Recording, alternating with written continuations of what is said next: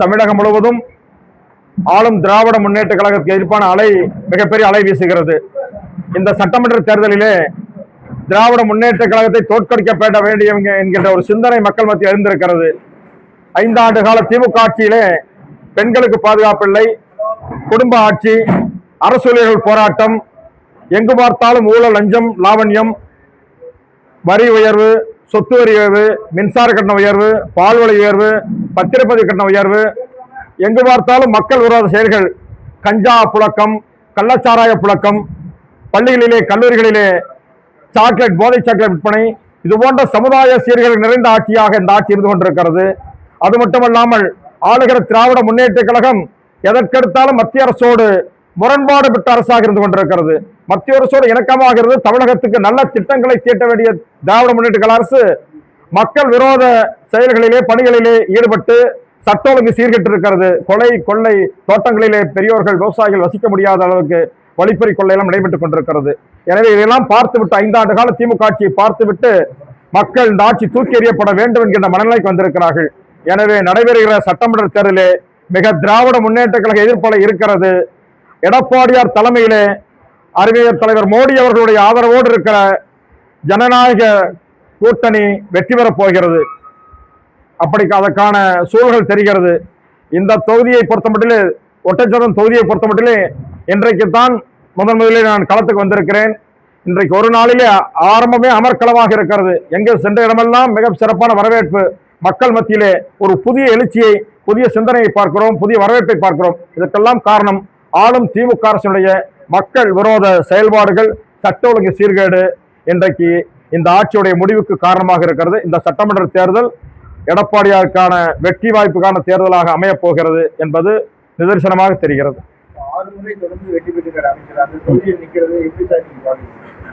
6 முறை தொடர்ந்து வெற்றி பெறுகிறார் சொன்னால் அந்த 6 முறை தொடர்ந்து வெற்றி பெறுவதற்கு என்ன காரணம் என்று யோசித்து பார்த்தால், மக்கள் மத்தியிலே கருத்துக்களை கேட்டால், பணபலத்தால், அதிகார பலத்தால் மக்களை விலைக்கு வாங்கலாம் என்று கணக்கு போடுகிறார்கள். சில ஆயிரங்களாக கணக்கு சொல்கிறார்கள். இந்த தேர்தலை பொறுத்த மட்டிலே 30 ஆண்டு காலமாக இருக்கிற ஜனநாயக விரோதமான முறையில மக்களை வலியுறுத்தி நிர்பந்தப்படுத்தி வாக்குகளை பெறுகிற நிலைமை இந்த தேர்தலில் இல்லை. அந்த அளவுக்கு மக்கள் விரோத அரசாக திமுகவுடைய வேதனை இருந்து கொண்டிருக்கிறது. பல பேர் புழுங்கி கொண்டிருக்கிறார்கள். 30 ஆண்டு கால மக்கள் விரோத ஜனநாயக இந்த நடைமுறைக்கு மக்கள் மத்தியிலே மிகப்பெரிய எதிர்ப்பலை வீசி கொண்டிருக்கிறது. இந்த தேர்தலிலே திராவிட முன்னேற்ற கழகம் மிகப்பெரிய படுதோல்வியை தழுவப் போகிறது. 200 தொகுதிகளுக்கு மேற்பட்ட தொகுதிகளிலே எடப்பாடியார் வெற்றி பெற்று இந்த முறை NTA தலைமையிலே தலைவர் எடப்பாடியார் தமிழக முதலமைச்சராக பதவியேற்கப் போகிறார் என்பது நிதர்சனமான உண்மை.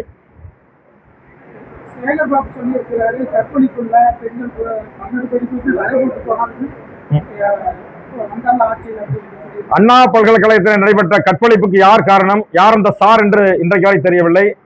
எத்தனை தினசரி பத்திரிகைகளை பார்த்தால் நெல்லையிலே, கோவையிலே பெண்களுக்கு பாதுகாப்பு இல்லாத ஆட்சி, விடுதலை பெற்று 70 ஆண்டு காலத்திலே இந்த ஆட்சியை போல பெண்களுக்கு பாதுகாப்பு இல்லாத கொடிய ஆட்சி தமிழகத்திலே வந்ததில்லை.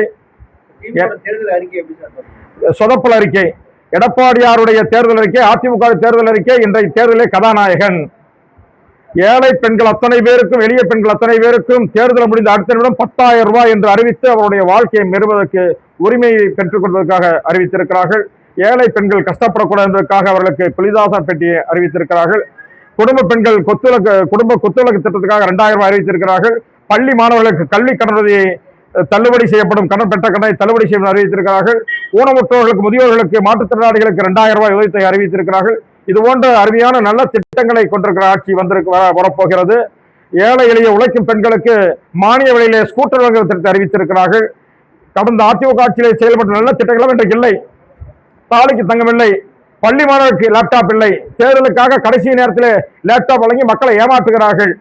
எனவே இந்த ஆட்சி முறியடிக்கப்படுவதற்கு எடப்பாடியாருடைய அதிமுகவுடைய தேர்தல் அறிக்கை இந்த தேர்தலில் கதாநாயகனாக இருக்க போகிறது.